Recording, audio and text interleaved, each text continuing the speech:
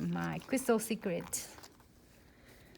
I am going to check all the edges of the crystals. Make sure.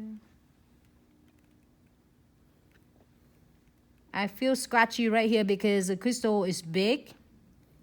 I make sure that they are not have any scratchy or edges that need to be completely sealed. Squeeze just a little bit in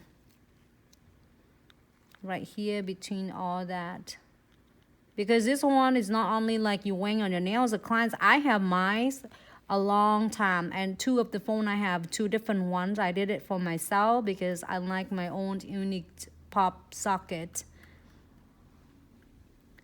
So like I changed it too, so then when it starts getting, I drop my phone all the time, but none of them will come off. It's just like it needs a new outfit. But if you still have a pop socket, like if your pop socket have like this one, you pop it up, right? You pop it up, and then if you want, you can take it off. If you like your pop socket so much, you can just take the crystal off and then do a new one like you do in your nails. But if you want to just get the new one, that's totally fine. It's really up to you. And you can polish any of gel polish color you want. You can do blue, you can do light pink, you can do red, you can do gray colors, you can do purple, whatever colors you would like.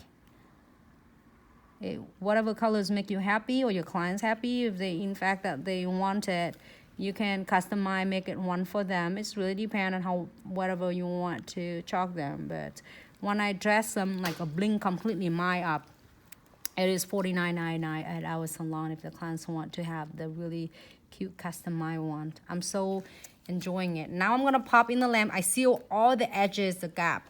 Let me see if all this guy have it. They're good and sealed. Great. I'm gonna pop this into the lamp for about 60 seconds. And then you can do this is the white.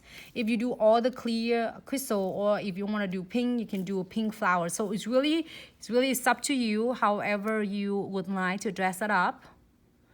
Some of them I dress up, I put the heart on, and